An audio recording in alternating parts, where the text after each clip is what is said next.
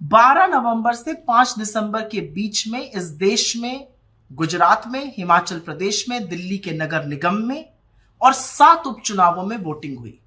Voting के नतीजे आने के बाद एक बात तो साफ है कि चुनाव के पहले भारतीय जनता पार्टी की सत्ता दिल्ली के एमसीडी पर थी, गुजरात में थी और हिमाचल में थी।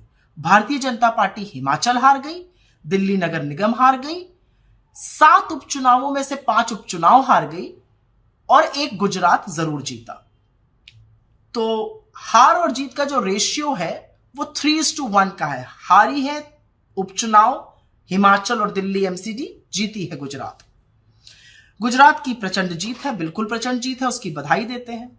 लेकिन क्योंकि गुजरात की जीत का सेहरा मोदी जी के सिर पर बांधा जा रहा है, तो यह भी बोला जाएगा कि गुजरात में चुनाव जीतने के बावजूद भी स्थिति जस की तस है। 40 लाख लोग बेरोजगार हैं, 1.5 लाख परिवार गरीबी की सीमा रेखा के नीचे हैं, 22 पेपर लीक हुए हैं, 150 लोगों की मौत का कारण क्या था मोरबी में, कौन गुनहगार है, ये किसी को पता ही नहीं है। महंगाई से लोग जूझ रहे हैं, बेरोजगारी से लोग जूझ रहे हैं, वो स्थिति जस की तस बनी हुई है। पर क्योंकि सेहरा मोदी जी को बांधा जा रहा है, ये सवाल पूछे जाएंगे। खैर, अब आते हैं हिमाचल पर। देवभूमि की देवतुल्य जनता ने हमको अपना आशीर्वाद दिया है, 40 सीटों से बढ़िया बहुमत हासिल किया है। भाजपा की सिर्फ 18 सीटें ही नहीं कम हुई हैं, 6% वोट में भी गिरावट आई है। हमने तो खैर चुनाव मूल मुद्दों पर लड़ा था, चाहे वो पुरानी पेंशन स्कीम हो, अग्निवीर की खिलाफत हो, सेब बागानों की बात हो और बेरोजगारी से जूझते लोगों को राहत देने की बात हो। लेकिन सवाल यह जरूर बनता है कि हिमाचल का चुनाव भी मोदी जी ने अपने ही चेहरे पर वोट मांगा था, अपनी आत्मीयता बताते थे हिमाचल से, तो ठीकरा उनके सर पे क्यों नहीं फोड़ा जा रहा है? और तो और भाजपा के राष्ट्रीय अध्यक्ष श्री जेपी नड्डा जी का तो ये गृह राज्य क्षेत्र है, उन्होंने बड़ी मनमानी से इधर उधर टिकट बांटे थे। तो जीत का सेहरा गुजरात में मोदी जी पर, यहां पर ठीकरा फोड़ा जाएगा किसी छोटे नेता पर। खैर, कोई बात नहीं। अब बात करते हैं इस चुनाव में आम आदमी पार्टी की भूमिका की। आम आदमी पार्टी की गुब्बारे की हवा तो इस चुनाव ने निकाली है। अरविंद केजरीवाल जी भविष्यवाणी करने वाले ज्ञाता बन गए थे, अखबार पे, पेपर पे लिख कर देते थे कितनी सीटें आएंगी। 90 का दावा किया था गुजरात में, 5 पर आ गए। और तो और बात करते थे हिमाचल में सरकार बनाने की, 0 वोट शेयर और 0 सीटें आई हैं। तो कोई पूछे अरविंद केजरीवाल जी से, आपने पहाड़ से पलायन क्यों किया और आप क्या सोच के गुजरात लड़ने गए थे? आप हर उस जगह क्यों जाते हैं जहां पर आप सेंध उन वोटों को मारते हैं जिसके कारण भाजपा की जीत सुनिश्चित हो जाए?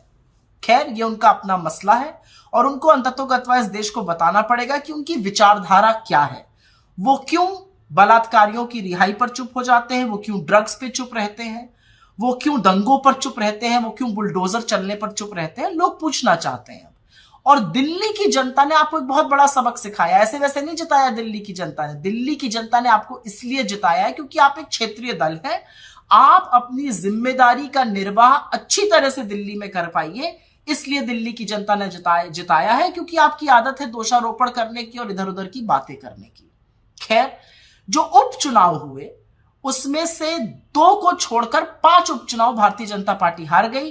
राजस्थान में, छत्तीसगढ़ में, उड़ीसा में, उत्तर प्रदेश में। इन चुनावी हार का मतलब क्या है कि जो मूल मुद्दे हैं, जो बेरोजगारी का मुद्दा है, जो महंगाई का मुद्दा है, जो गरीबी का मुद्दा है, जो कम आय का मुद्दा है, जो नफरती माहौल फैलाने का मुद्दा है, उससे यह देश उकता चुका है और निजात पाना चाहता है। और इसी को लेकर हम भारत जोड़ो यात्रा चला रहे हैं। तो मुझे तो उपचुनावों के परिणाम में बहुत शुभ संकेत नजर आता है।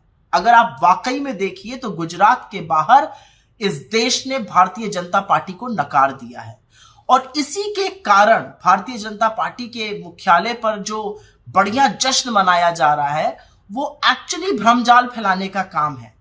क्योंकि हारे तो आप हिमाचल में हैं, हारे तो आप दिल्ली के एमसीडी में हैं, हारे तो आप 5-5 उपचुनाव हैं, तो जश्न मन किस चीज का रहा है?